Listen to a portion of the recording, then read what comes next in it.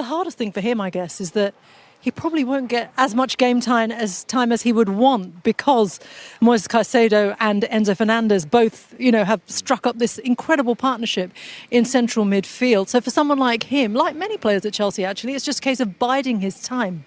Yeah.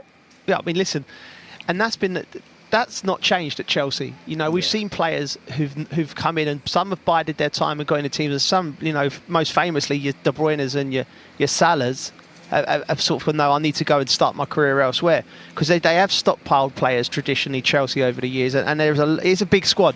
So, how many games is he going to play? What's his minutes? Chelsea got designs on going deep into all competitions. I think he'll play enough to satisfy him now, but for me, he looks like a starter. And, there's a lot of players at Chelsea, and now all of a sudden, Cole Palmer coming back is a problem now, because Pedro looks more comfortable in the 10. Obviously, Cole Palmer's got to play. There's a lot of options, and it's looking rosy, like 3 points behind the Arsenal going into the game next week. Chelsea could be sneaking back into the title contention.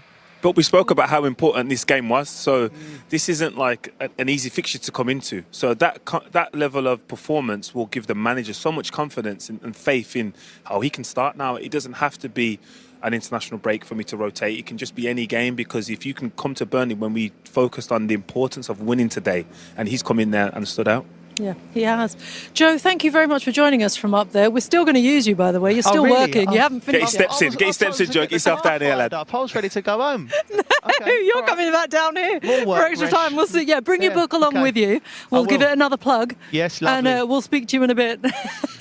Just really quickly, we haven't got long here on TNT Sports 1, but Jolien, just a quick word on Burnley. I think it's probably a lesson in something that Scott Parker pointed out after that West Ham defeat, that it's concentration in key moments and taking your chances.